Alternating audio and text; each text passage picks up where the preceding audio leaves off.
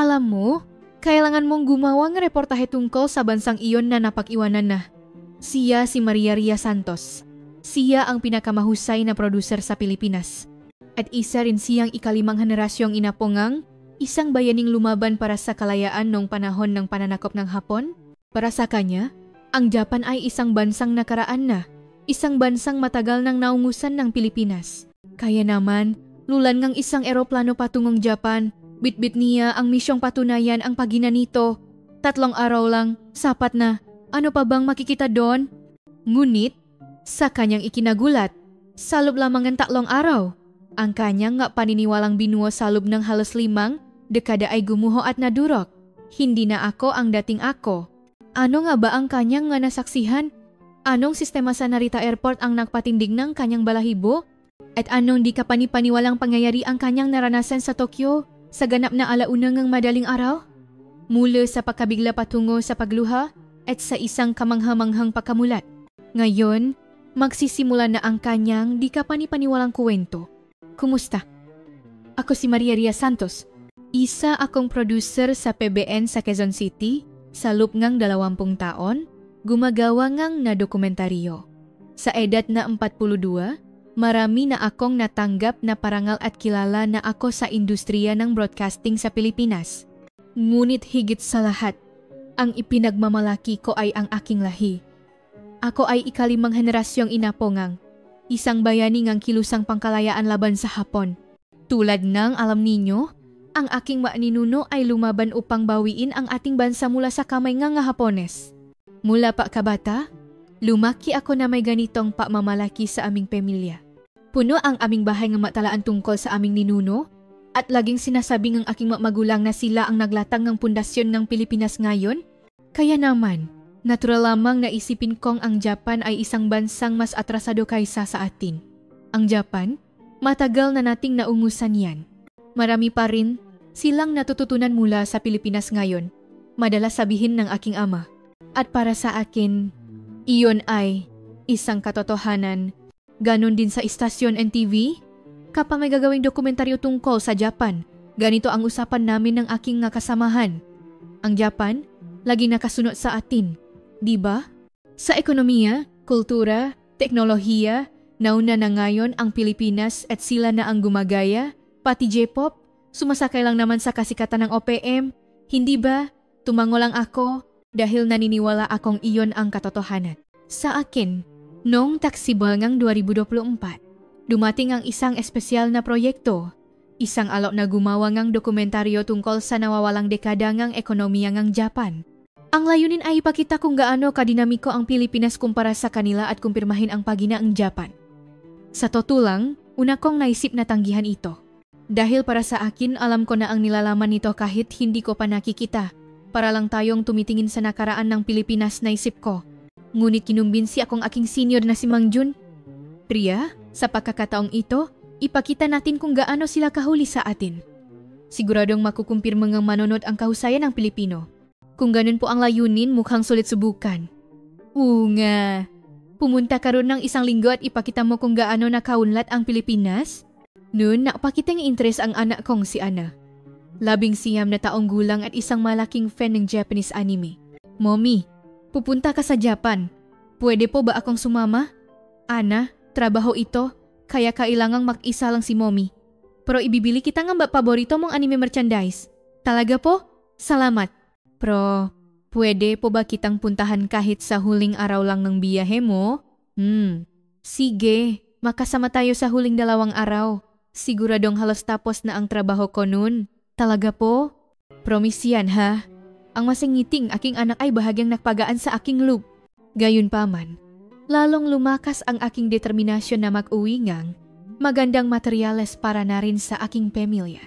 Gabi bago ako umalis, nagkaroon kami ngang salu-salo ng aking kasamahan. Lahat sila ay sumuporta sa aking pagpunta sa Japan. Ria, ano bang matututunan mo roon? Hindi ba alam na natin lahat? Tikman mo ang atsara nila. Para makumpirma mong mas masarap pa rin ang atsarang Pilipino. O kaya manot ka nga J-pop concert para maramdaman mong kopyo lang sila ng OPM. Ngumiti ako at sumagot. 1 linggo lang ako doon. Huwag kayong masyadong umasa. Noon, nagsalita si Mang Jun. Ang Japan, sa huli, ay isang bansang naungusan na natin. Noon at ngayon hanggang doon lang sila. Tumango ako dahil iyon din ang aking pinaniniwalaan. Habang pasakay ako ng eroplano mula na iya patungo narita, ganun pa rin ang nasa isip ko. Ang biyaheng ito ay formalidad lamang at matatapos sa pagbili ng ilang anime merchandise para sa aking anak.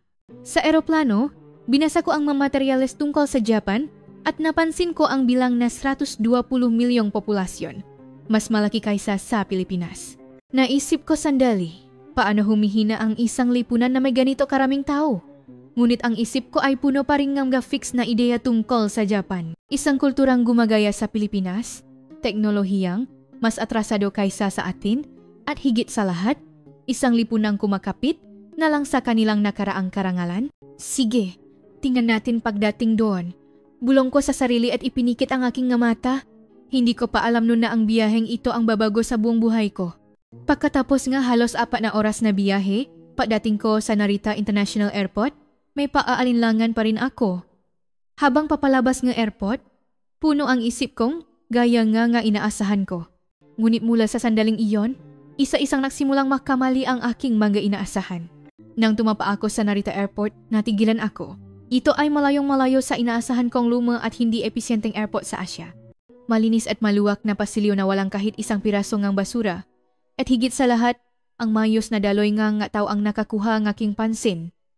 Habang nasa immigration, pinakmasdan ko ang paligid. Lahat ng mga karatula ay tumpa na nakasulat sa Japanese, English, Chinese, at Korean. Mas organisado pa ito kaysa sa naiya, bulong ko sa sarili. Akala ko mas komplikado at hindi malinaw ang mga karatula rito, ngunit mas madaling intindihin pa ito kaysa sa airport ng Maynila. Papunta sa sakayan ng tren, isa pang sorpresa ang naghihintay.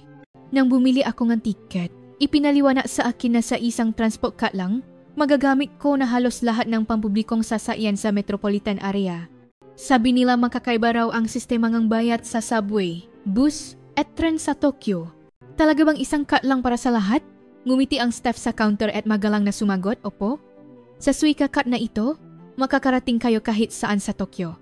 Nang sumakay ako sa tren, lalo akong namangha. Malinis ang maupuan at hindi ka panipaniwalang tahimik sa loop. May libreng wifi at mayroon pang charging port. Habang nasa biyahe ng halos 1 oras papuntang Tokyo, tinitignan ko ang tanawin sa bintana at naisip may malibas sa aking pagkakalam. Pagdating sa Tokyo Station, lalo akong nalito. Ang istasyon ay napakalaki, ngunit hindi ka panipaniwalang moderno. Ngunit ang pinakanakakamangha ay ang tao. Kahit rush hour, lahat ay gumagalaw ng may disiplina. Nakipagkita ako sa local guide na si Kenta Suzuki. Isa raw siyang cultural at tourism guide ng Tokyo. Ang una kong impresyon sa kanya ay napakasigla at profesional. Magandang araw, producer Ria. Ako po si Kenta Suzuki, ang inyong magiging gabay sa loob ng 1 linggo sa Tokyo. Magandang araw. Pwede ba tayong mag-subway papuntang hotel? Siyempre po. Ang subway en Tokyo ay konektado kahit saan. Nang bumaba kami sa istasyon ng subway, isa na namang pakabigla ang sumalubong sa akin, napakalinis ang loop ng istasyon. Kung ikukumpara sa MRT sa Maynila, langit at lupa ang pagkakaiba. Sa pader ng istasyon, may mga digital screen na nagpapakita ng real-time arrival information. Iyong screen na iyon, ipinapakita nito ang lokasyon ng tren sa real-time. Malalaman ninyo kung ilang minuto pa bago ito dumating, paliwanag ni Kenta. Habang nakikini ako, lalo akong naguluhan. Sa Maynila, kamakailan lang nakaroon ng ganitong sistema sa ilang linya, pero sa Tokyo, lahat ng linya ay mayroon na.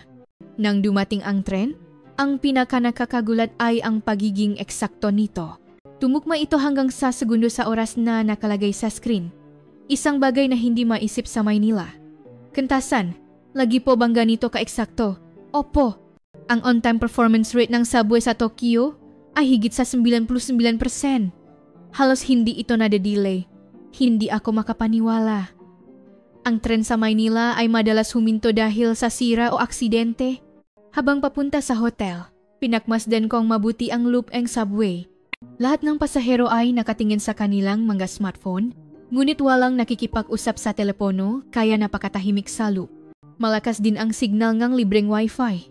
At lahat ng anunsyo ay nasa Japanese, English, Chinese, at Korean. Dito po tayo lilipat. Nang sumunod ako kay Kenta sa transfer station, napansin kong napaka-episyente ng disenyo ng daloy ng mataw. Walang pagkakataong maligaw. Sinundan ko lang ang magalinyang, maiba't ibang kulay sa sahig. Sino po ang nagdisenyo ngang transfer system na ito? Maraming eksperto ang nag-aral nito sa loob ngang maraming taon. Narinig ko na dinisenyo ito para makalipat sa pinakamaikling distansya.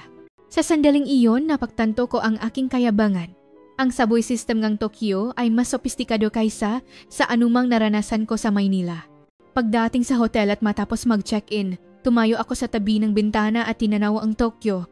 Magusaling mayos na nakahanay, makalsadang organisado, at ang napakaraming taong dumadaloy sa pagitan nito. Talagang nakamali, ako nga akala. Sa unang araw pa lang, nagsimula ng gumuho ang aking nga prejudice. Ngunit simula pa lang pala ito, ang tunay na pagkabigla ay paparating pa lamang.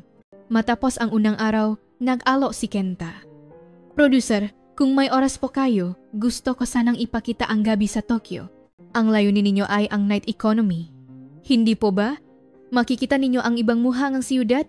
Nag-alinlangan ako? Sa Maynila, hindi inirekomenda na maglakad mag-isa sa gabi, lalo na kung babae. Kahit pa sabihing taga-media ako, mapanganib na maglakad sa gabi sa isang dayuhang bansa. Ligtas po ba? Siyempre po. Ang Tokyo ay mas kakit-akit sa gabi. Lalo na ang Shinjuku, isang lugar kung saan maari kayong mag-enjoy ng ligtas hanggang madaling araw. Dahil sa tiwala sa sagot ni Kenta, na-curious ako at sumama. Nakita kami sa harap ng Shinjuku Station bandang 8 gram gabi. Ang lugar mismo ay kakaiba. Puno nga kabataan, ngunit hindi magulo. Sa halip, masigla ngunit may kaayusan. Ito po ang sentrong Shinjuku. Sikat din po ito sa Pilipinas, hindi ba? Nang pumasok kami sa mga eskinitang Shinjuku, tila ibang mundo ang bumungat. Hindi mabilang na tao ang naglalakat, ngunit muha silang relax. Maraming mag-asawa, magkakaibigan, at mayroon ding mga babaeng mag-isang naglalakad. Anong oras na po? 10:00 na pong gabi. Sa Maynila, maraming tindahan na ang sarado sa ganitong oras, ngunit dito, mas lalo pang sumisigla. Ngunit ang pinaka-nakakagulat ay ang kapaligiran, hindi ito mukhang mapanganib. Kentasan, talagang ligtas pala dito. Opo, ang Japan ay isa sa pinakaligtas na bansa sa mundo, lalo na sa Tokyo. Kahit maglakad ang isang babae mag-isa sa madaling araw, okay lang. Hindi ako makapaniwala. Sa Maynila, kahit ako ay nag-ingat maglakad mag-isa paglampas ng 10:00. Habang naglalakad, pinagmasdan ko ang paligid. Puno ng CCTV at may mga pulis na nagpapatrolya. Ngunit hindi sila nakakatakot, sa halip pala kaibigan ang dating. Tingnan ninyo po dun, ang mga babae ay malayang naglalakad kahit mag-isa. Tumingin ako sa tinuro ni Kenta eto tungang may mga kabataang babae na panata na naglalakad, isang tanawin na mahirap isipin sa Maynila. Kahit 11:00 ng gabi, masigla pa rin ang gakalye, ngunit halos wala akong nakitang lasing. Kung mayroon man, tahimik silang dumadaan at hindi nanggugulo. Kantasan, ang disiplinado ng matao, ang mahapon po kasi, ayaw na ayaw nilang makaabala sa iba, lalo na sa mga pampublikong lugar. Noon, kinuha ni Kenta ang kanyang smartphone. Producer, gusto niyo po bang umorder? Hindi masyadong uso ang delivery culture sa Japan noon, pero ngayon, madali na pong umorder gamit ang app. 11:00 ang gabi? Siyempre po. Maraming tindahan ang nagde-deliver 24/7. Ipinakita niya ang app. Eto tungang maraming iba't ibang pagkain ang maaring i-order. At lahat ay may real-time tracking. Pati ang estimated delivery time ay eksaktong nakalagay. Wow, ang galing naman nito. Para sa mga hapon, normal na po ito. Kahit anong oras, makakatanggap kang ang paborito mong pagkain sa bahay. 1:00 ng madaling araw kami bumalik sa hotel, ngunit ang subway ay tumatakbo pa. Nalaman kong ang huling biyahe ay lakpas 1:00. Sa Maynila, 10:00 pa lang, hinto na ang operasyon ng tren. Iba po sa Tokyo. Para sa mga taong na-enjoy sa night culture, ang pampublikong transportasyon ay umaandar hanggang gabi. Sa loob ng subway, nakakita ako ng isa pang kamanghamanghang tanawin. 1:00 ng madaling araw pero marami pa ring pasahero. Ngunit lahat sila ay tahimik na pawi. Walang maingay o magulo. Pagbalik sa kwarto ng hotel, tinanaw ko ang labas. 1:30 na ang madaling araw, ngunit puno pa rin ang ilaw ang siyudad. May 24-hour convenience stores, mga kafe na bukas hanggang gabi, at mga ilaw sa kalye. Tumawag ako sa anak kong si Ana sa video call. Mommy, kamusta? Kumusta ang Tokyo? Ana, nakakagulat. Ibang-iba sa inaakala ko. Talaga po? Ano pong iba? Kahit gabi, ganito, kaligtas at kasigla. At lahat ng sistema, sobrang convenient. Tumawa si Anna. Ngayon, nakikita na rin ni Mommy ang ganda ng Japan. Pagkatapos ang tawag, habang nakahiga, nag-isip ako. Hindi ko akalain na sa isang araw lang, ganito kabilis magbabago ang prejudice ko. Ang Tokyo ay mas sopistikado at ligtas kaysa sa aking imahinasyon. Ano kaya ang makikita ko bukas? Dala ang pananabik, nakatulog ako. Ngunit ang tunay na pakabigla ay nagsisimula pa lamang. Sa ikatlong arawng biyahe, may espesyal na alok si Kenta. Producer, ngayon po, nais kong maranasan ninyo ang esensya ng washoku o Japanese cuisine. Isang lugar kung saan mararamdaman ninyo ang kaluluwa ang kultura ng Japan. Sa totoo lang, hindi ako masyadong umasa. Akala ko, isa lang itong tradisyonal na Japanese restaurant. Ngunit dahil sa kasigasigan ni Kenta, sumama ako. Pagdating namin sa isang high-end na ryotei, traditional Japanese restaurant, sa Ginza, humanga ako sa itsura ng pasukan. May dignidad, ngunit hindi pa ako masyadong naantik. Mukhang ordinaryong mamahaling restaurant lang, naisip ko. Ngunit nang pumasok ako, iba ang hangin. Sa unang counter, ipinaliwanag sa akin ang pilosopiya ng washoku at ang nilalaman nito ay talagang nakakagulat. Ang washoku ay hindi lang basta pagkain. Ito ay isang sining na nagpapahayag ng harmonia sa kalikasan at ang pagbabago ng mapanahon. Habang nagpapaliwanag si Kenta, nagsimula akong mamangha. Nalaman kong ang washoku ay hindi lang basta ginawa, kundi sistematikong dinisenyo batay sa mga siyentipikong prinsipyo. Talaga bang daan-daang taon na ang nakalipas ng maliha ang pilosopiyang ito sa pagluluto? Opo. Sinasabing noong ika-14 na siglo pa lang nabuo na ang pundasyon nito. Kinikilala rin ito bilang isa sa pinakamasustansyang pagkain sa mundo. Habang nililibot namin ang restaurant, isa-isa kong natutunan ang mga prinsipyo ng washoku. Mga paraan ng pagluluto na napapalabas ng natural na lasa ng sangkap, presentasyon na napapakita ng panahon, at ang harmonia sa mga ginagamit na plato lahat ay may malalim na pilosopiya. Ngunit ang pinakanakakagulat ay iba. Ang katotohanang kinilala ng UNESCO, ang washoku bilang isa sa pinakamahusay na kultura ng pagkain sa mundo. Talaga po? Sa UNESCO? Opo. Dahil sa halaga nitong cultural at packaging sustainable, naitala ito bilang UNESCO Intangible Cultural Heritage. At taon-taon, nagbibigay din ng parangal ang UNESCO kaugnay ng washoku. Natulala ako. Sa Pilipinas, may mga nagsasabi na ang Japanese food ay kopya lang ng Chinese food. Ngunit sa katotohanan, ito ay isang ganap na orihinal at may malalim na pilosopiyang kultura. So, wala po itong kaugnayan sa pagkain ng ibang bansa? Opo, ang washoku ay isang kultura ng pagkain na binuo ng Hapon sa kanilang sariling klima at kasaysayan. Nakatala na hindi ito nakabatay sa pagkain ng anumang bansa. Sa sandaling iyon, napahiya ako. Napaktanto ko kung gaano kami nakamaling ang pananaw. Sa susunod na bahagi, ipinakita sa amin ang proseso ng pagluluto. Ang isang chef na tinatawag na Itamae ay perpektong hinihiwa ang isda at gumagawa ng sushi na parang isang ritual. Ang kanyang seryosong tingin, ang bawat galaw na walang nasasayang. Sa kasalukuyan, maraming batang chef mula sa Pilipinas at ibang bansa ang pumupunta sa Japan para mag-aral. Natututo sila mula sa simula. Mula sa simula? Opo. Ang teknik ng washoku ay napakadelikado at nangangailangan ng maraming taon para matutunan. Ibang antas ito kumpara sa ibang lutuin. Talagang namangha ako. May mga culinary school din sa Pilipinas, ngunit bihira ang lugar na nagtuturong ganito kasistematikong at malalim na teknik. Noon, may ipinalabas na espesyal na video sa loop ng restaurant, isang dokumentaryo tungkol sa mga dayuhang nag-aral ng washoku. Nakakamangha ang kanilang pagtitiyaga sa pag-aral ng bawat teknik sa loop ng mahabang panahon. Karaniwan, Gaano katagal bago matutunan ng isang dayuhan ang basics ng washoku? Depende po sa tao, pero karaniwan, inaabot ng 10 taon para maging dalubhasa sa isang larangan. Humanga talaga ako. Ang madayuhang naaaral ng lutuing Pilipino ay natututong basic na paraan sa lang ang ilang buwan. Sa huling bahagi, ipinakita kung paano ginagamit ang washoku sa modernong panahon. Ipinaliwanag kung gaano ito kasustansya at episyente sa modernong dieta. Ang washoku ay may napakahusay na balanseng nutrisyon. Sa basic form nitong Ichiju Sansai, isang sabaw, 3 ulam, makukuha mo ang kailangang nutrisyon ng walang hirap. Nang matikman ko ito, napakasarap at parang nagagala ang aking katawan. Ibang-iba sa maanghang at malasang lutuing Pilipino. Paglabas namin ng restoran, gulong-gulo ang isip ko. Nalaman ko kung gaano namin minamalit ang kultura ng Japan. Kentasan, hindi ko akalain na ganito kahusay na kultura ang washoku. Paano po ito itinuturo sa inyo? Sa totoo lang po, hindi namin ito pinag-aralan ng maigi. Iniisip lang namin na ito ay lumang pagkain ng Pilipinas. Bahagyang nalungkot ang ekspresyon ni Kenta. Maraming dayuhan po ang hindi nakakaalam tungkol sa washoku. Pero kapag nalaman na nila, talagang nagugulat sila.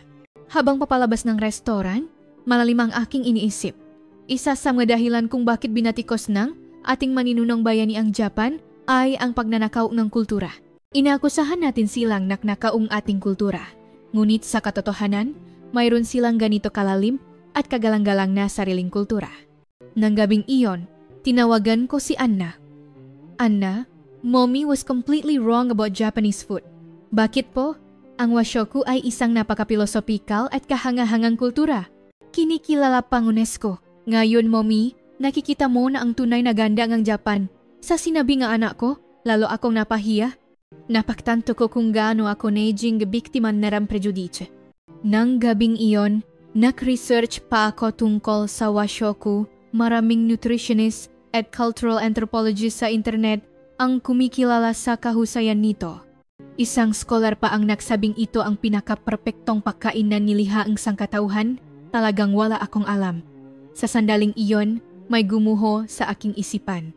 Ang cultural superiority na aming pinanghahawakan ay isang ilusyon lamang, ngunit simula pa lang pala ito. May mas malaki pang pagkabigla na naghihintay sa akin.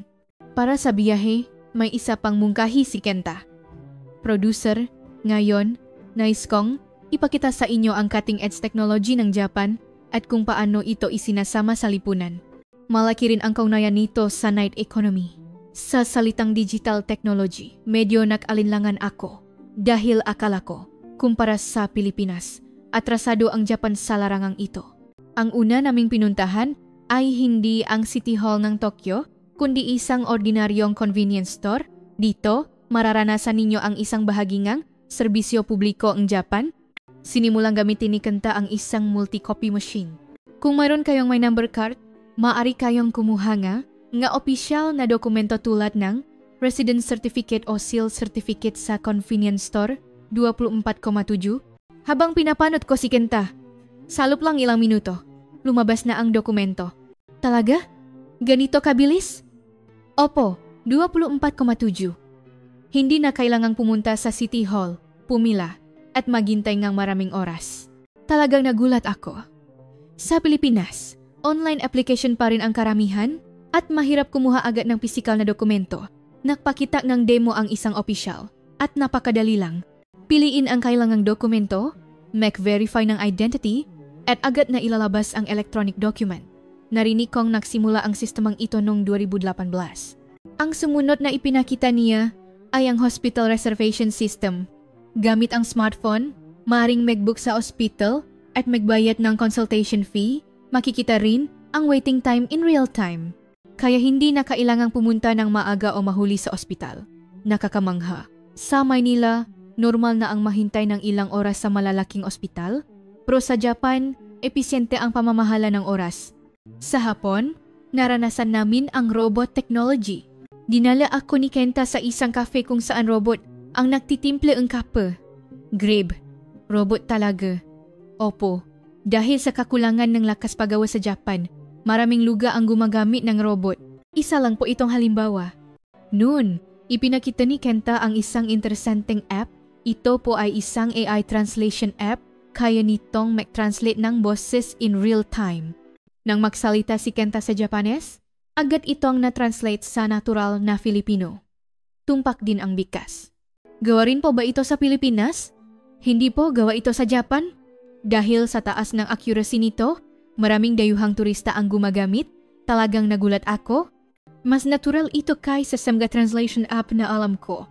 Sa gabi, naranasan namin ang unmanned payment system. Pumasok kami sa isang convenience store, kumuhang produkto, at lumabas lang, at automatikong nabayaran ito.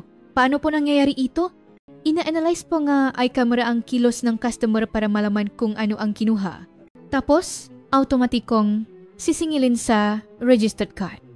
Isang futuristic na teknolohiya. Hindi na kailangan pumila sa cashier o ilabas ang card. Sa gabi, sumakay kami sa isang self-driving bus. Nasa trial run pa lang daw, ngunit isang kakaibang karanasan.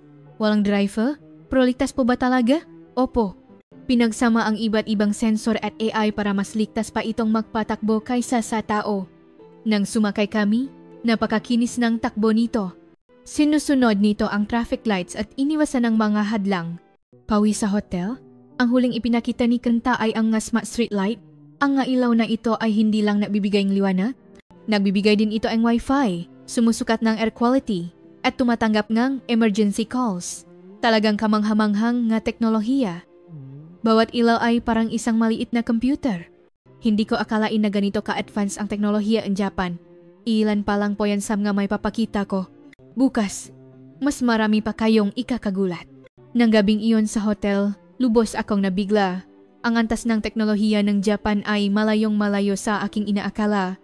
Napagtanto kong sa ilang larangan, mas nauna pa sila kaysa sa Pilipinas. Ang bansang akala nating napag-iwanan na ay may ganitong lakas pala. Sa sandaling iyon, naramdaman kong may tuluyang nakbago sa akin. Ang paniniwalang mas atrasado ang Japan sa Pilipinas ay ganap na gumuho. Sa halip, napagtanto kong napakarami naming dapat matutunan mula sa kanila. Ngunit, matatanggap kaya ito nga aking nakasamahan sa Maynila? Nagsimula akong maalala. Umaga ng ika-5 araw, bigla itong nangyari. Habang nasa subway kami ni Kenta papunta sa susunod na lokasyon, biglang tumunog ng malakas ang smartphone ng lahat ng tao sa loop. Emergency earthquake early warning. Mahanda sa malakas na pagyanig. Sa sandaling iyon, nagpanic ako. Lindol. Isang takot na hindi ko pa naranasan sa Pilipinas. Anong gagawin ko? Tumingin ako sa paligid at ang ibang pasahero ay nakakagulat na kalmado. Agad nilang tiningnan ang kanilang smartphone at humawa ng mahigpit sa mga handrail. Ilang sandali lang, dumating ang malakas na pagyanig. Halos hindi ako makatayo. Sisigaw na sana ako sa takot, ngunit hinawakan ni Kenta ang aking braso. Okay lang po, ihinto rin yan agad. Tumagal siguro 30 segundo ang pagyanig. Huminto ang tren para sa kaligtasan. Nang tumigil ang pagyanig, tumahimik ang lahat. Ngunit hindi ito katahimikan ng panik. Lahat ay kalmadong naghihintay sa susunod na anunsyo. Hindi ako makapaniwala sa nakikita ko. Kasalukuyang tinitignan ang kaligtasan ngang rilas dahil sa lindol. Mangyaring maghintay hanggang sa muling umandar ang tren. Nang marinig ang anunsyo, nakahinga ng maluwag ang mga tao at bumalik sa paggamit ng kanilang smartphone. Tila tinitingnan nila ang kalagayan ng kanilang pamilya at kaibigan. Kentasan, bakit po ganito sila kakalmado? Mula pa kabata, sanay na po ang hapon sa earthquake drills. At dahil sa warning system na ito, ilang segundo bago ang pagyanig, nakakapaganda na kami. Natulala ako. Ilang segundo. Ang maikling panahong iyon ang pumipigil sa panik at nagliligtas ng buhay. Nang muling umandar ang tren, nagpasya kaming bumalik sa hotel. Sa TV sa lobby, live ang balita tungkol sa lindol. Ang epicenter, ang intensity sa iba't ibang lugar, at ang katiyakang walang bantang ng tsunami. Lahat ng impormasyon ay mabilis at tumpak na ipinaparating. Nang gabing iyon, hindi ako makatulog. Ang takot na naranasan ko sa araw at ang mas malaking pagkabigla ang lakas ng paghahanda ng lipunang hapon. Ang kabagalan at paingat ng Japan na aming minamalit ay marahil ang karunungan at karanasang naipon para maghanda sa ganitong emergency. Kung sa Maynila mangyari ang ganitong lindol, magiging ganito kaya kakalmado ang aming pamilya. Gaganap kaya ng maayos ang gobyerno at lipunan? Sa sandaling iyon, may tuluyang nagbago sa akin. Hindi na ito simpleng paganga o pagkabigla. Ito ang unang pagkakataon na seryoso kong pinag-isipan ang kaligtasan ng aking sarili at ng aking pamilya. Umaga ng ika-6 na araw, mayroon akong video conference kasama ang aming head office sa Maynila para sa isang progress report. Nas malaman ngang senior producer na si Mang Jun at ngang iba pang kasamahan ang estado ng aking biyahe. Pag-umpisa pa lang ng meeting, nagtanong si Mang Jun, "Ria, kamusta? Gaya ngang inaasahan, di ba?" Natigilan ako. Napakabigla nang nakita ko sa nagdaang araw na hindi ko alam kung paano ipapaliwanag. Hindi po. Ibang-iba sa inaakala ko. Anong iba? Hindi ba sumusunod lang sila sa atin? Hindi po. Marami silang bagay na original at mas advanced. Nagbago ang ekspresyon ngang aking mga kasamahan. Tila nalilito sila dahil iba ang sinasabi ko sa inaasahan nila. "Ria, baka naman na culture shock ka lang diyan?" "Culture shock?" Sinasabi ko lang po ang personal kong nakita. Ipinakita ko ang video na kinuha ko, ang sistematikong airport, ang on-time na subway, at ang serbisyo publiko sa convenience store. "Talaga bang sa Japan yan?" Tanong ang isang kasamahan na may pagdududa. "Opo, ako po mismo ang kumuha niyan. Kahit na, malamang in-apply lang nila ang teknolohiya ng kanluran. Kaya rin nating gawin yan kung gugustuhin." Ayaw pa ring maniwala ni Mang Jun. "Hindi po, ang kulturang tulad ng washoku ay ganap na orihinal. Mas philosophical at malalim pa nga kaysa sa atin." "Washoku? Hindi ba lumang pagkain lang yan?" Ipinaliwanag ko ang natutunan ko sa restaurant sa Ginza. Ang filosofiya, ang pagkilala ng UNESCO, at ang craftsmanship. Ngunit malamig ang kanilang reaksyon. "Ria, parang emosyonal ka ng magdesisyon." "Emosyonal?" Sinasabi ko po ang katotohanan. Kahit gaano pa kaunat ang Japan, sa huli, ginaya lang nila ang Filipino model. Tayo ang unang nagtagumpay at sila ang natuto. Nainis ako. Bakit ayaw nilang tanggapin ang realidad? "Masir, sana po makapunta kayo rito. Ibang-iba po talaga. Hindi na kailangan. Sapat na ang alam namin." Noon, mariing sinabi ni Mang Jun, "Ria, ituloy mo ang dokumentaryo ayon sa orihinal na plano. Ipakita mo kung gaano kahina ang lipunan ng Japan at kung paano nila ginagaya ang Pilipinas." Pero hindi po iyon ang katotohanan. "Nasisiraan ka na ba talaga? Ilang araw ka pa lang diyan. Ganyan ka na kabilis makbago." Talagang nagalit ako. Sinasabi ko ang totoo, pero bakit ganito ang reaksyon nila? Bilang isang taga-media, tungkulin kong ihatid kung ano ang nakita ko. Tungkulin? Ang tungkulin mo ay ipakita ang kahusayan ng Pilipino. Mas mahalaga po ba ang prejudice kaysa sa katotohanan? Naging napakalamig ang atmosphere ng meeting. Lahat ng kasamahan ko ay nakatingin sa akin na parang baliw. "Ria, pag-usapan natin ulit yan pagbalik mo." Tinapos ni Mang Jun ang meeting. Pagkatapos video conference, nanlumo ako. Hindi ko matanggap na hindi nila maintindihan ang katotohanan ng nakita ko. Noon, lumapit si Kenta. "Producer, okay lang po ba kayo?" Mukhang matamlay kayo. "Nagkaroon lang po kami ng hindi pagkakaunawaan ng kasamahan ko." "Ano pong nangyari?" Ikinuwento ko ang nangyari sa video conference. Tahimik na nakinig si Kenta. "Naintindihan ko rin po ang sinasabi nga kasamahan ninyo. Mula sa labas, maaring ganon nga ang tingin." "Talaga po?" "Opo. Hindi naman po ganito ang Japan mula sa simula. Marami rin kaming pinagdaan ng pagsubok bago narating ang kinalalagyan namin ngayon." Ang kuwento ni Kenta ay napaka-interesante. Noong 90s, matapos ang bubble economy, talagang humina ang Japan. Ngunit may pagsisikap na gawing oportunidad ang krisis. Anong klaseng pagsisikap? Lalo na sa disaster preparedness, nag-invest ang gobyerno at pribadong sektor. At higit sa lahat, nag-focus sila sa edukasyon. Edukasyon? Opo. Sineseryoso nga hapon ang disaster education. Kaya kalmado silang tumugon sa emergency. Naintindihan ko. Ang pag-unlad ng Japan ay hindi samba, kundi resulta ng sistematikong pagsisikap.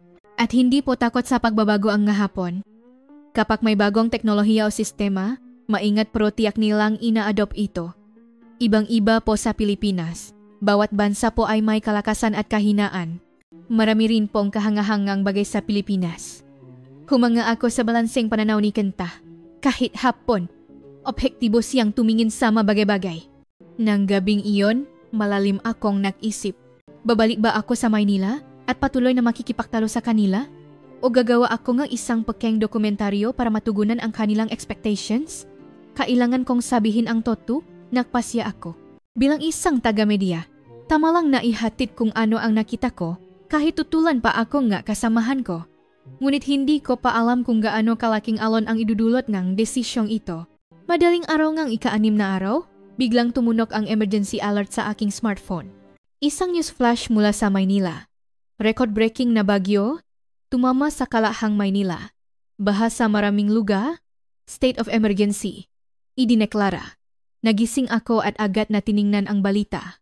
Isang super typhoon ang tumama sa Metro Manila at partikular sa katimugang bahagi, nakaroon ng malawakang pagbaha dahil sa malakas na ulan, baha na naman. Agad akong tumawag sa bahay. Mabuti na lang at ligtas ang aking pamilya. Ngunit ang basement parking ng aming condominium ay lubog na sa tubig. Mommy, okay lang po ba kayo? Okay lang kami? Prograba ang sitwasyon sa TV. Paralisado ang buong siyudad. Kailangan ko na bang umuwi? Huwag na, tapusin mo ang trabaho mo diyan. Wala ka ring magagawa kung uwi ka ngayon. Pagbaba ang telepono, gulong-gulo ang isip ko. Muli na namang sinalantang ang baha ang Maynila. Hanggang kailan kami mabubuhay sa ganitong pangamba? Noon, tumawag si Kenta. Producer, nakita ko po ang balita tungkol sa bagyo sa Maynila. Okay lang po ba ang pamilya ninyo? Opo. Mabuti na lang at ligtas sila, pero nag-alala po ako. Gusto niyo po bang i-cancel ang schedule natin ngayon? Hindi po. Sa halip, may mas gusto akong malaman. Ano po iyon? Gusto kong malaman kung paano naghahanda ang Japan sa mga bagyo at baha. Tumango si Kenta na tila naintindihan ako. Kung ganun po, ipapakita ko sa inyo ang flood control facilities ng Japan. Ang una naming pinuntahan ay isang higanteng pasilidad sa ilalim ngang lupa na tinatawag na Metropolitan Area Outer Underground Discharge Channel, isang construction official ang nagpaliwanag. Ang kapasilidad na ito ay tinayo 50 metro sa ilalim ng lupa para maiwasan ang pagbaha mula sa malilit na ilog. Ito ang pinakamalaking discharge channel sa mundo. Talaga, may ganito sa ilalim ng lupa? Opo. Kapag may bagyo o malakas na ulan, kinokolekta ng underground tunnel na ito ang tubig mula sa ilog at gamit ang higanteng mapam, dinadala ito sa isang ligtas na ilog. Ipinakita sa amin ang loop at ang laki nito ay parang isang underground temple. Narinig kong ginagamit na ang teknolohiyang ito mula pa noong early 2000s. Kailan po ito nagsimulang gamitin? Noong 2006 po ito nagsimulang ma-operate. Ngayon, malaki ang nabawas sa pinsalangang baha sa metropolitan area. Nagulat ako. Hindi ko akalain na ganito kataro maghanda ang Japan sa baha. Sumunod kaming pumunta sa Japan Meteorological Agency. Ipinakita nila ang kanilang typhoon prediction system.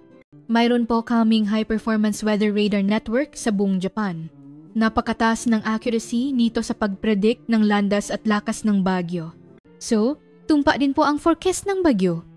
Mahirap ay forecast, pero kapag may panganib, ipinapaalam namin sa lahat ng mamayan gamit ang emergency alert na naranasan ninyo kahapon. Ipinakita nila ang isang simulation at kapag nag-issue ngang warning, sa loop ng ilang segundo, natatanggap na ito ngang lahat ng smartphone. Wow, ang bilis. Ang ilang segundong pagkakaiba na iyan ang nakbabago sa evacuation behavior ng mga tao at nagliligtas ng buhay. Sa hapon, bumisita kami sa isang disaster prevention center ngang isang high-rise building. Gusto kong malaman kung paano naghahanda ang mga gusali sa Japan sa bagyo at lindol. Lahat po ang high-rise building sa Japan ay dinisenyo para makayanan ang magnitudo 7 na lindol at hangin na 80 meter. Hindi po ba maaring mangyari ang aksidente tulad ng sa Fukushima? Siyempre hindi 100%, pero mas ligtas po ang sistema nito kaysa sa mga nuclear plants sa ibang bansa. Lalo na ang cooling system nito ay may double-triple backup. Nang makita ko ang mga safety facilities, talagang turo. Kahit ikumpara sa magusali sa BGC, hindi ito magpapahuli. Sa gabi, naglakad kami ni Kenta sa isang parke. Gulong-gulo ang isip ko at gusto kong mapahangin. Kenta-san, sa totoo lang po, unti-unti na akong natatakot manirahan sa Maynila. Dahil po ba sa bagyo? Opo, hindi ko alam kung kailan ulit makakaroon ng malaking baha, pero parang mas ligtas sa Japan. May mga bagyo rin po dito, at may iba pang natural disasters tulad ng lindol at pagsabog ng bulkan. Kahit na po, wala sigurong ibang bansa na ganito kahanda sa mga di inaasahang sakuna. Seryoso akong nag-isip. para sa kaligtasan ng aking pamilya. Dapat ko na bang isaalang-alang ang paglipat? Noon, tumawag ang anak kong si Anna. Mommy, natakot po ako sa baha. Paano kung maulit to? Anna, okay lang, mag-ingat tayo. Mommy, sa totoo lang po, paano kaya kung lumipat tayo sa Japan? Gusto ko ring mag-aral ng Japanese at para makapunta ako sa mga lugar sa anime. Nagulat ako sa sinabing anak ko. Ang inisip ko ay pareho pala nga iniisip niya. Ana, seryoso ka ba? Opo. Sa mga video mo, mukhang ang ganda talagang Japan at walang baha, ligtas pa. Pero paano ang trabaho ni Mommy? Producer ako. Kaya mo yan sa Japan, Mommy. Sa sinabi ng anak ko, lalong lumakas ang aking pagnanais na seryosohin ito. Pagbaba nga telepono, nagtanong ako kay Kenta. Kenta-san, ano po ang proseso para makapanirahan ang isang Pilipino sa Japan? Magsisimula po sa visa. May ilang hakbang. Pero dahil professional kayo, hindi naman siguro mahirap. May trabaho po kaya sa broadcasting. Siyempre po. Lalo na sa paggawa ng programa tulad ng Filipino Language Broadcast o Cultural Exchange Programs. Unti-unti akong nakukumbinsi. Mas mabuti sigurong magsimula ng bago sa Japan kaysa sa buhay na puno ang pangamba sa Maynila. Pero producer, ano po kaya ang isipin ng magkasamahan ninyo sa Maynila? Siguradong tututol sila. Pero buhay ko ito. Ako ang dapat magdesisyon. Nang gabing iyon, nagkaroon kami ngang mahabang video call ngang aking pamilya. Seryoso naming pinausapan ang posibilidad na lumipat sa Japan. Noong una, naalilangan ang aking asawa, ngunit nang ipaliwanag ko ang panganib ng baha at ang kaligtasan sa Japan, tumango siya. Ria, kung ano ang desisyon mo, iyon ang tama. Ang kaligtasan natin ang pinakamahalaga. Talaga? Matagal ko na rin gustong subukan manirahan sa ibang bansa. Sa pagsang-ayon ng aking pamilya, gumaan ang aking loop. Maari na kaming magsimula ng bagong buhay. Ngunit, paano ko ipapaliwanag ito sa aking mga kasamahan pakbalik sa Maynila? Lalo na't ang nilalaman ang dokumentaryo ko ay kabaliktaran ng kanilang inaasahan. Bukas ang huling araw ng biyahe. Kailangan kong gumawa ng magandang materyales. Ipinangako ko sa sarili. Gagawa ako ang isang dokumentaryo na puno ang katotohanan para ipakita sa mga Pilipino ang tunay na Japan. Huling araw ng biyahe, dumating na sa wakas ang anak kong si Anna mula sa Maynila. Tulad ng napag-usapan, makakasama kami sa huling 2 araw. Nang makita kami sa Narita Airport, ang unang reaksyon niya ay hindi malilimutan. Mommy, ang ganda at ang laki ng airport, di ba? Nagulat din si Mommy noong unang dating ko. At ang mga sign may Tagalog pa. Hindi mukhang mahirap. Habang nasa tren papuntang Tokyo, tuwang-tuwa si Anna. Wow! Ang bilis ng wifi at comfortable ang upuan. Mas maganda pa yata sa Maynila. Anna, simula pa lang yan. Marami ka pang ikakagulat. Inilagay namin ang gamit sa hotel at kasama si Kenta. Sinimulan naming libutin ang Tokyo. Interesado si Anna lalo na sa craftsmanship ng mahapon. Mommy, totoo po bang magagaling ang craftsman sa Japan? Gusto ko silang makilala. Napakasiyentipiko at sistematiko. Dinala kami ni Kenta sa isang tindahan ng wagashi, traditional Japanese sweets. Nang ipaliwanag ng may-ari ang filosofiya ng paggawa nito, agad na naintindihan ni Anna. Wow, ang galing! Ibang-iba ang pag-isip nila sa paggawa ng kakanin sa atin, di ba? Kaya maraming tao mula sa buong mundo ang pumupunta rito para mag-aral. Habang namimili sa Shibuya, namangha si Anna sa service culture ng Japan. Mommy, ang babait ng nga staff dito. At magaling silang mag-Filipino. Tinatanggap talaga ng mga Hapon ang mga dayuhang turista. Sa gabi, pumunta kami sa Akihabara. Dahil gusto ni Anna na makita ang Holy Land ng anime merchandise. Wow, ito pala ang sikat na Akihabara. Puno nga anime characters. At kahit gabi, napakaligtas dito. Tutungang kahit lampas alas 10 na, hindi natatakot si Anna. Sa halip, ine-enjoy niya ang masiglang kapaligiran. Mommy, sa Maynila, hindi tayo pwedeng maglakad ng ganito kalaya sa ganitong oras. Oo nga. Dito kasi, ligtas hanggang madaling araw. Sa isang cafe, seryoso kong tinanong si Anna. Anna, gusto mo ba talagang manirahan sa Japan? Opo, gusto ko po talaga. Ang babait ng matao, ang interesante ng kultura, at higit sa lahat, ligtas. Pero iwanan natin ang Pilipinas. Mahihiwalay ka sa mga kaibigan mo. Okay lang po. Pwede naman kaming mag-usap online at makakahanap din ako nga bagong kaibigan. Ang positibong salobin ni Ana ay nagbigay sa akin ng lakas ng loob. Kung ganun, kailangan mong mag-aral mabuting Japanes. Siyempre po, may mga alam na nga ako. Konnichiwa, arigato gozaimasu, aishitru. Nang maksalita si Ana sa Japanese, tumawa at pumalakpak ang mga tao sa paligid. Kinabukasan, naglakad kami sa isang parke. Isang oras para seryosong pag-usapan ang kinabukasan ng aming pamilya. Ana, kapag nagtrabaho si Mommy sa Japan, baka mahirapan tayo sa simula. Bakit po? Kailangang mag-adjust sa bagong environment at kailangang mag-aral pa nga wika. Producer ka, Mommy. Madali kang makaka-adjust at tutulungan kita. Ang tiwala ng aking anak ay napakalaking tulong. Pero paano sina lolo at lola sa Pilipinas? Dalawin natin sila madalas. 4 na oras lang naman ang biyahe sa eroplano, sa bagay. Habang nakatingin sa lawa ng parke, nakpasi ako. Gusto kong magsimula ng bagong buhay kasama ang aking pamilya sa magandang lugar na ito. Ana, gusto mo ba talagang lumipat na tayo sa Japan? Talaga po? Yay! Gusto na rin ni Mommy magsimula ng bagong trabaho dito? Niyakap ako ni Anna sa tuwa. Mommy, ang ganda ng desisyon niyo? Ito ay isang bagong pagkakataon para sa ating pamilya. Kung ganun, sabihin na natin agad sa daddy mo. Opo, siguradong matutuwa si daddy. Nang gabing iyon, sa aming video call, sinuportahan din ng aking asawa ang aming desisyon. Maghahanap din akong bagong trabaho sa Japan. Kung masaya ka, Ria, masaya na rin ako. Buna ang aking desisyon.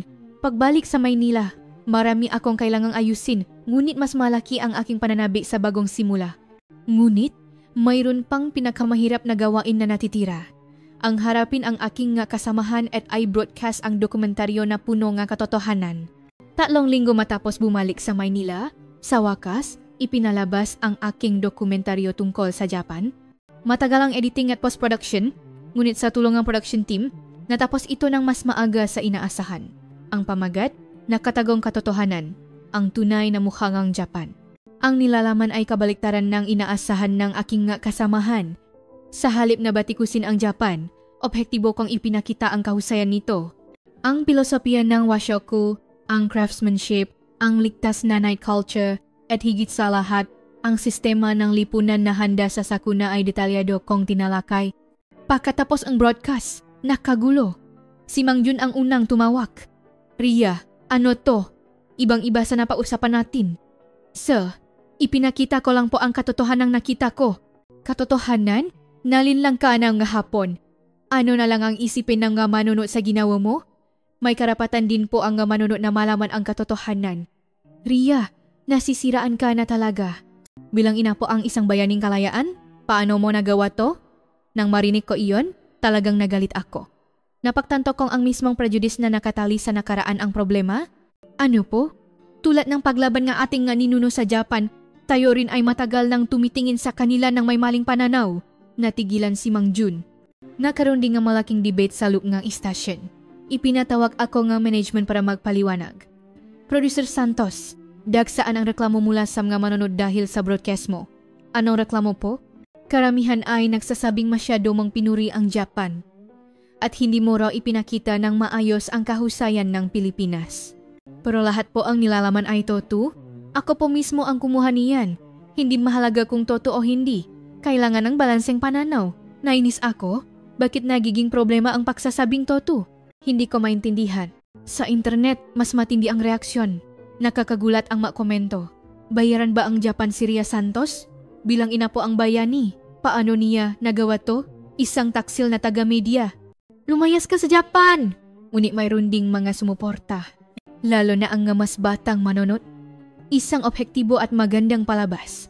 Nakakabilib ang pananaw na walang prejudice. Marami akong natutunan tungkol sa Japan. Kailangan pang ang mas maraming palitan ng kultura. Ang pinakanakakagulat ay ang reaksyon ng mga politiko. Isang konserbatibong politiko ang bumanggit sa akin sa Kongreso. Ang broadcast ni Producer Santos ay nakakasama sa interes kang bansa. Nakakaduda kung tama bang magpalabas ng ganitong bias na report ang isang pampublikong istasyon. Araw-araw, may mga kritikal na artikulo tungkol sa akin sa media. Ang mapanganib na eksperimento ang isang pro-Japan na broadcaster. Isang dokumentaryong nawalan ang objektibidad. Isang palabas na sumira sa dangal ang Pilipino. Ngunit hindi ako sumuko. Sa halip, naisip kong mas maraming tao ang dapat makaalam ng katotohanan. Sa isang interview sa isang pahayagan, malinaw kong sinabi, bilang isang taga-media, sinabi ko lang kung ano ang nakita ko. Dapat nating isantabi ang prejudice at tingnan ang gabagay ng objektibo. Pero may mga pumupuna na hindi mo na-highlight ang kahusayan ang Pilipinas? Marami ring magagandang bagay sa Pilipinas? Pero hindi ba't dapat din nating kilalanin ang magagandang bagay sa ibang bansa? Isinasaalang-alang mo ba ang paglipat sa Japan? Personal ko pong pinag-iisipan? Dahil sa panganib ngang natural disasters at para sa kalitasan ng aking pamilya. Pagkatapos ang interview, lalo pang lumaki ang kontrobersya. Producer Santos, nagdeklara ang paglipat sa Japan, ang nakakagulat na pag-amin ng isang pro-Japan na producer. Ang pagtataksil ngang inapo ngang isang bayani. Sa social media, nagbanggaan ang gabatikos at suporta. May mga tumawag sa aking taksil at may mga nagsabing ako ay isang matapang na taga-media. Ang pinakamasakit ay ang tingin na natatanggap ng aking pamilya. Si Ana ay tinuksong kanyang makaibigan sa eskwela. At ang aking asawa ay nahirapan sa trabaho. Ria, hindi ko akalay na abot sa ganito. Sabi ng aking asawa na may pag-alala. Sorry, masyado ba akong naging padalos-dalos? Hindi, tama ang sinabi mo. Hindi lang natin inaasahan na ganito kalaki ang magiging reaksyon. Noon pinayapa ako ni Anna. Mommy, tama po ang sinabi niyo. Hindi mali ang magsabing ng totoo. Ang suporta na aking anak ay napakalaking tulong. Ngunit lalo pang lumala ang sitwasyon, sinabihan akong istasyon na magpahinga muna, isang de facto suspension. Producer Santos, magpahinga ka muna hanggang sa humupa ang issue. Hanggang kailan po? Kailangan ngang counting panahon. Sa sandaling iyon na kumbinsi ako. Kailangan ko na talagang pumunta sa Japan.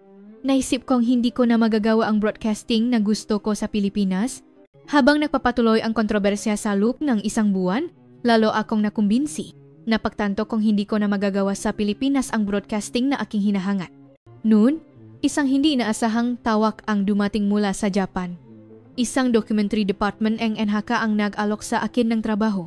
Producer Santos, lubos naming pinahahalagahan ang iyong objektibo at matapang na broadcast. Gusto mo bang gumawang isang Japan-Philippines Cultural Exchange Program kasama namin? Isang nakakagulat na alok.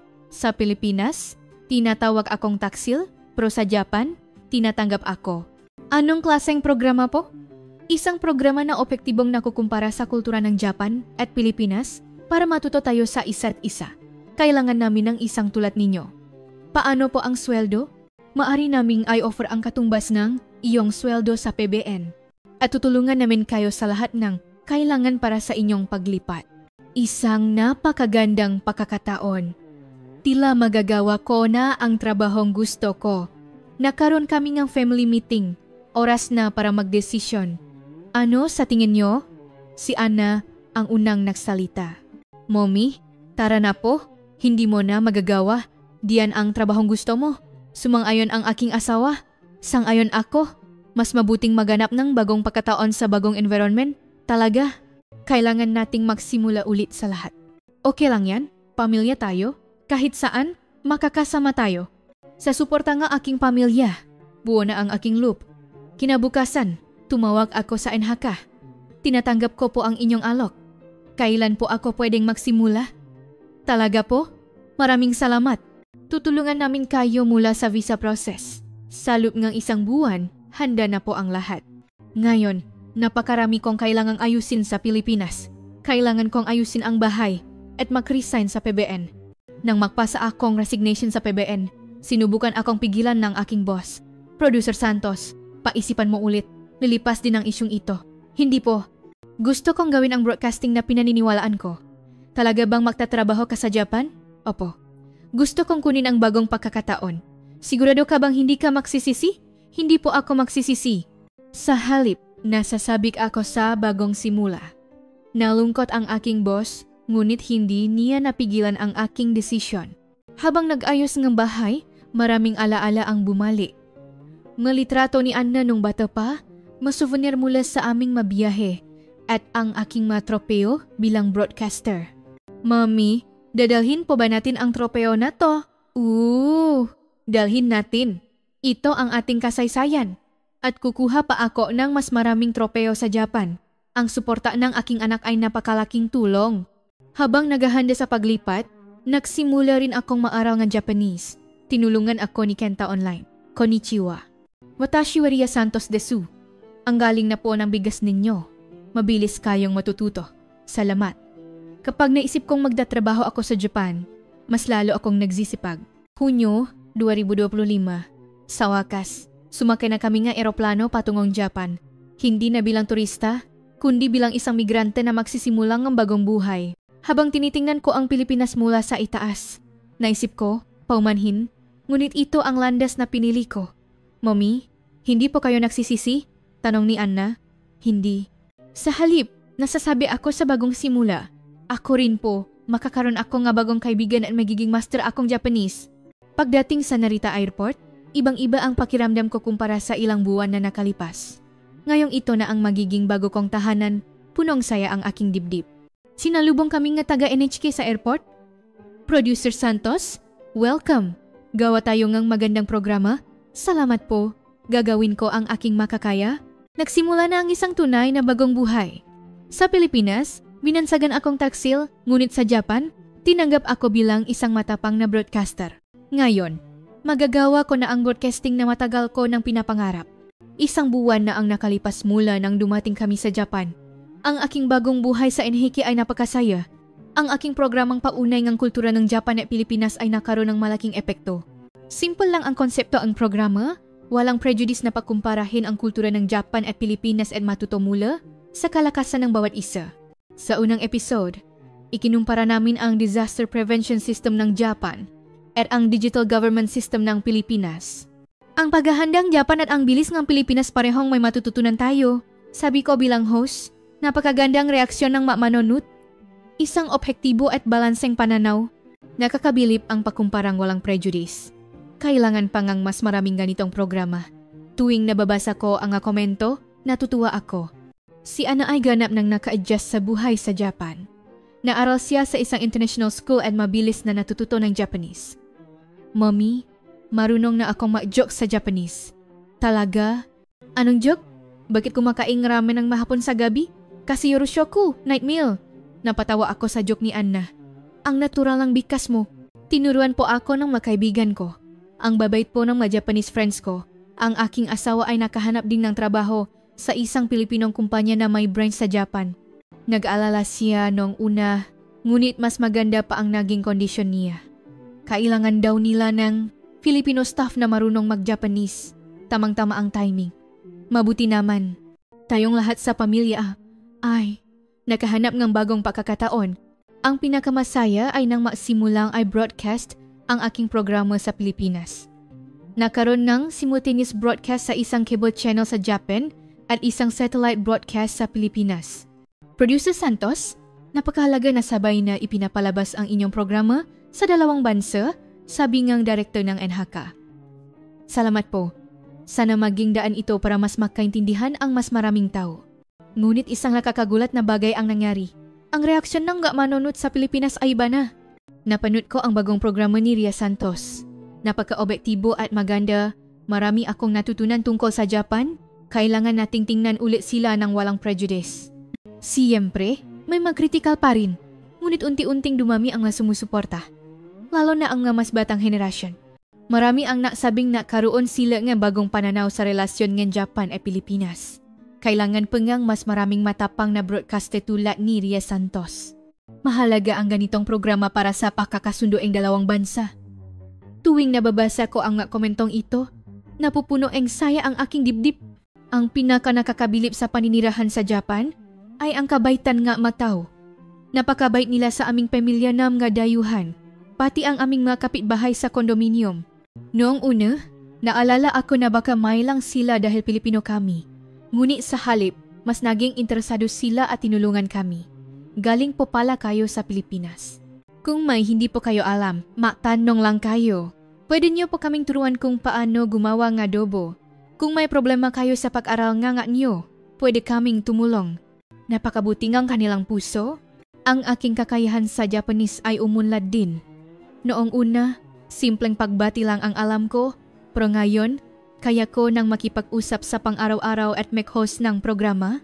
Producer, ang galing nyo na pong mag-Japanese. Parang native na kayo. Tuwing pinupuri ako nga aking nga kasamahan, natutuwa ako. Magsisipag pa po akong mag-aral para makagawa ng mas magagandang programa. Sa isang buwang paninirahan sa Japan, nakumbinsi ako. Ito ang lugar kung saan ko matutupad ang buhay na gusto ko. Ligtas, comfortable, at higit sa lahat, isang lugar kung saan malaya kong magagawa ang trabahong gusto ko. Ngunit, may mas malaki pang sorpresa na naghihintay. Isang dating kasamahan ko sa Maynila, ang nagsabing gusto niyang bumisita sa Japan. Isang buwan pagkatapos, nakatanggap akong tawag. Si Park So-yeon, isang junior producer sa PBN, ang nagsabing gusto niyang pumunta. Napanood daw niya ang programa ko at gusto niyang personal na maranasan ang Japan. Ate Ria, totoo bang ganyan kaganda sa Japan? So yon, pumunta ka rito? Ibang-iba talaga. Pwede po ba akong pumuntang isang linggo? Kung kayo po ang magiging guide ko, siyempre. Welcome ka? Pagdating ni Soyeon sa Narita Airport, ang kanyang expression ay napaka-interesante. Parehong-pareho ngang gulat sa mukha ko noong unang dating ko. Ate, ang laki at ang ganda ng airport, di ba? Nagulat din ako noong una. At ang sistema nga sign, napaka-organisado. Habang papunta sa Tokyo, tuwang-tuwa si Soyeon. Ang convenience ng airport train, ang transport card system, ang libreng wifi lahat ay bago sa kanya. Hindi ko akalain na ganito ka-convenient. Sa unang araw, ipinasyal ko siya sa PBN. Nagulat si Soyeon sa aking working environment. Ate, parang ang gaan ng trabaho niyo dito. Malaya akong gumawa ng programa. Iba po ang atmosphere sa Maynila. Di ba? Mas malaya at creative. Habang pinapanood ni Soyeon ang proseso ng paggawa ng aking programa, paulit-ulit siyang nagtatanong, pwede pong i-broadcast ang ganitong content nang walang problema? Basta objektibo at balance. Sa Maynila, medyo mahirap yan. Kaya nga ako nandito. Sa ikalawang araw, ipinasyal ko siya sa Tokyo. Nakakatuwa ang kanyang reaksyon. Te, ang on time ng subway. Halos sa minuto at segundo, eksakto. Parang mas eksakto pa sa Maynila. Kasi 99% ang on-time rate nila. Habang namimili sa Shibuya na mga si Soyeon sa service culture. Ang babait ng nga staff at magaling silang mag-Filipino. Tinatanggap talaga nila ang magadayuhan. Ibang-iba sa narinig ko sa Maynila. Sa gabi, pumunta kami sa Akihabara. Gusto raw niyang maranasan ang pop culture ng Japan. Wow, ang ligtas. Gabi na pro ang nga babae, malayang naglalakad. Diba? Hanggang madaling araw, ligtas dito. Hindi maisip yan sa Maynila. Sa ikatlong araw, ipinakita ko ang Disaster Prevention Center. Ito ang pinaka-nakagulat sa kanya. Lahat ng sistemang ito ay konektado. Mula sa earthquake warning hanggang sa pamamahala ng evacuation centers, lahat ay sentralisado, grave. Naintindihan ko na kung bakit nakagawa nga nitong sistema ang Japan. Hindi lang ito tungkol sa teknolohiya, kundi sa pilosopiya ng sistema. Habang sinusubukan ni Soyeon ang mapasilidad, tuwang-tuwa siya. Kailan po nagsimula ang sistemang ito? Noong early 2000?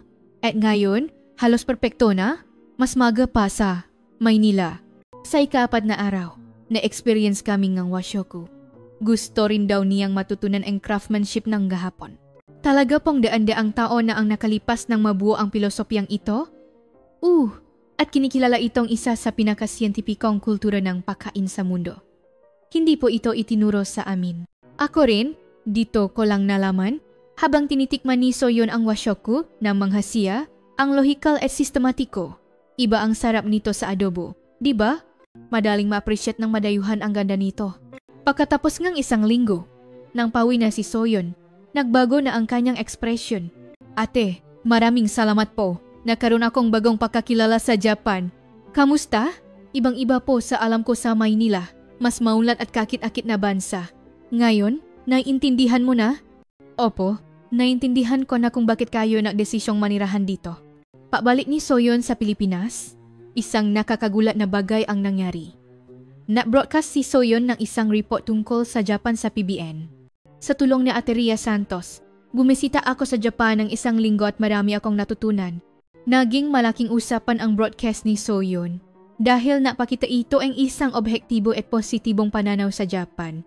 At ang mas nakakagulat, tumawa si Mang Jun. Ria, gusto ko ring pumunta sa Japan. Talaga po? Oo. Napanood ko ang broadcast ni Soyon at parang masyado akong naging bias. Welcome po kayo kahit kailan.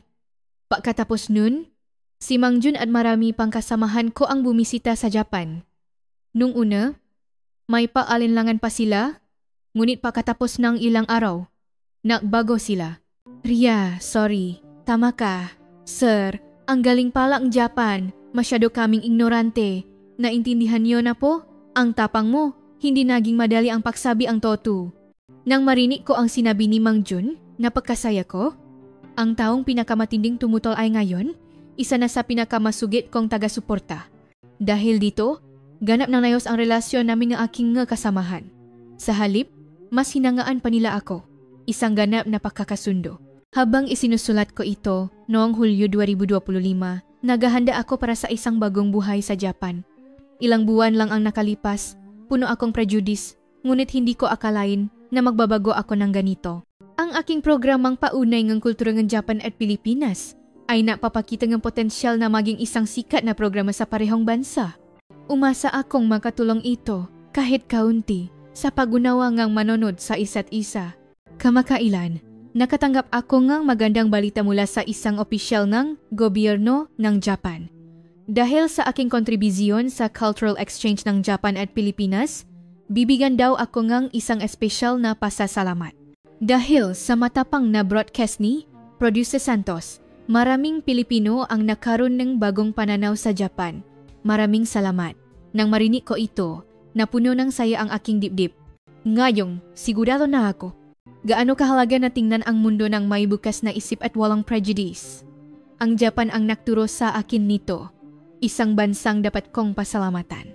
Sa hinaharap, gusto kong matuto pa ang marami sa Japan, gumawa ng mas magagandang programa at mag-ambag sa pag-unawa at pagkakasundo ng dalawang bansa. Iyon ang paraan ko para suklian ang kabutihan ng Japan. Ang aking pamilya ay masaya rin sa buhay sa Japan. Si Ana ay masaya nakikipaglaro sa kanyang mga kaibigan at ang aking asawa ay masaya sa kanyang bagong trabaho. Mommy, buti na lang lumipat tayo dito. Parang mas naging masaya ang pamilya natin. Tama ang sinabi ng aking anak. Nakahanap kami ng bagong kaligayahan sa Japan. Sa huli, gusto kong sabihin na ang prejudice ay isang pader sa ating isipan na taglay nating lahat. Ngunit kung makakaroon tayo ng lakas ng loob na lampasan ang pader na iyon, makakatakbo tayo ng isang bagong mundo. Masuwerte ako dahil nakilala ko ang Japan, isang kahangahangang bansa na sumira sa aking prejudice. Sana, mas marami pang tao ang makaroon ng ganitong pagkakataon. Ang Japan, isang bansang parang himala na napabago sa akin na puno ng prejudice. Gusto kong mabuhay sa bansang ito, matuto pa ng marami at gumawa ng mas maraming kabutihan. Ito ang aking taos-pusong nararamdaman. Salamat Japan. Ito ang kwento ng nakakagulat na pagbabago ni Maria Ria Santos, dating producer ng PBN. Ang 1 linggo sa Japan ay ganap na bumaliktad sa kanyang prejudice bilang inapo ng isang bayani ng kalayaan. Ang 1 linggong iyon ay nagpabago sa buong buhay ng isang tao. Ang prejudice ay isang pader sa ating isipan na taglay nating lahat. Ngunit tulad ni Ria Santos, kung makakaroon tayo ng lakas ng loob na lampasan ang pader na iyon, makakatakpo tayo ng isang bagong mundo. Marahil, ang tunay na paglago ay nagsisimula sa sandaling aminin natin na tayo ay nakamali. Sana, ang kwentong ito ay magbigay sa inyo ng kaunting realisasyon. Mayroon ba tayong mga prejudice na hindi natin namamalayan? Tinitignan ba natin ang mundo ng may bukas na isip? Sana maging pagkakataon ito para mag-isip, para mas marami pang tao ang makaalam ng tunay na ganda ng Japan. Mangyaring ibahagi ang video na ito sa inyong kaibigan. Huwag kalimutan ma-subscribe at ma-like. Sa susunod, makita-kita tayo muli sa isa pang nakakaantik na kwento.